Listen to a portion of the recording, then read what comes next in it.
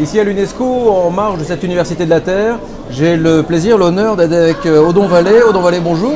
Bonjour. Merci de vous prêter à ce jeu de la Web TV, cette Web TV pré-débat. C'est-à-dire que vous allez entamer un débat d'ici 10-15 minutes, un débat sur le thème conscience collective et nouvelles références. C'est quoi la conscience collective?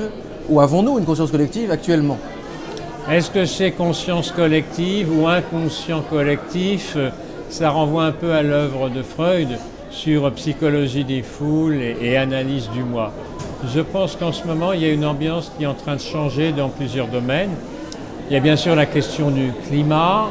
Est-ce que la Terre a un avenir habité par l'homme ou pas?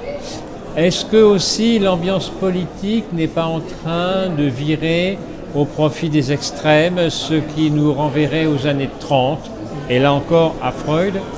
Et puis bon, on a des élections en ce moment, on a eu des attentats. Est-ce qu'il n'y a pas une peur de l'autre et justement un collectif qui est mal en point? Parce qu'on se demande si on n'est pas mieux tout seul. Je suis frappé de voir qu'il y a moins de monde dehors en ce moment depuis quelques semaines. Moins de monde pour faire du jogging autour du Luxembourg. Moins de monde à la piscine, où pourtant on ne craint pas grand-chose. Moins de monde dans les cinémas, dans les restaurants.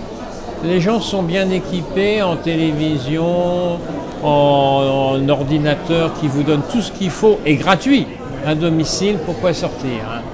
Donc si on rentre dans son cocon, comme l'escargot, comme la tortue sous une épaisse carapace, il y a peut-être des raisons à cela. Le problème, c'est que si le collectif est en baisse, l'avenir du groupe est en cause. Il est très clair qu'aujourd'hui, les religions en Europe attirent moins pour le collectif ou pour le communautaire. Le politique, il y a quand même beaucoup d'abstention. Le culturel, c'est un élément, mais ce n'est pas ça qui fait vivre l'avenir, hein. La culture est importante, mais la nature aussi, et c'est surtout la volonté. Mais une volonté raisonnable.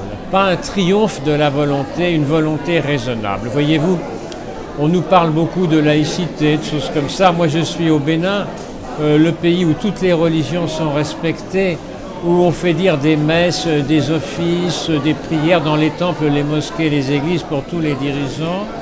Et je suis frappé de voir que là-bas, on a moins peur parce que probablement on se supporte mieux les uns les autres.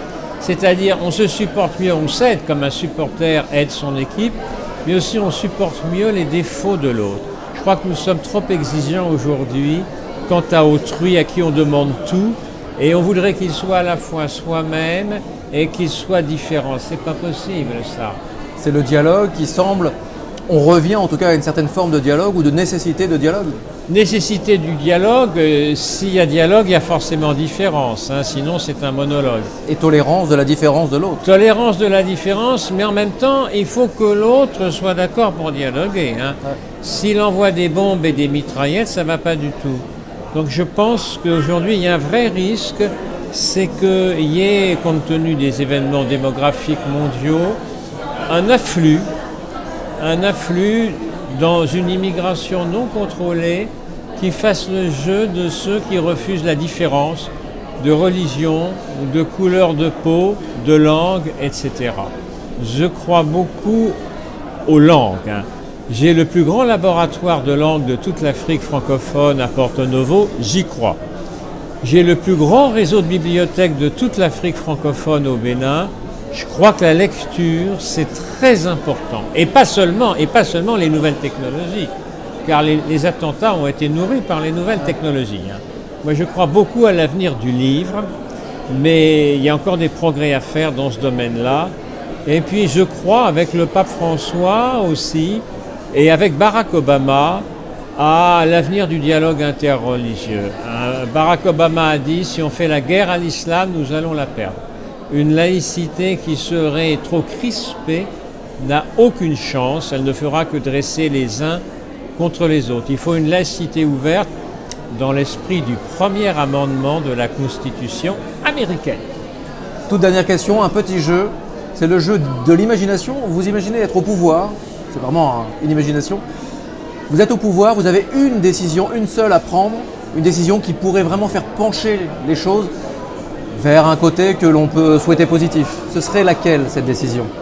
Eh bien, je dis mon pire ennemi est celui qui me complète, donc je ne dirai du mal de personne, y compris de mes pires adversaires. Et si on va voter, mon ennemi électoral, je le ménage. Et je pense sincèrement que c'est comme ça qu'on peut affaiblir l'opposition en ayant la tactique de l'édredon ou du matelas et un langage toujours très posé, très mesuré. Écoutons un peu de Bach, ça nous fera du bien. Après, il faut que cette approche soit partagée. Il faut l'expliquer, cette approche. Il faut l'expliquer, il faut la justifier. Il ne faut jamais parler de son ennemi, jamais le nommer. Jamais, jamais. L'innommable ne se nomme pas et on évite le pire par cette sage politique. Merci beaucoup, Odon Vallée.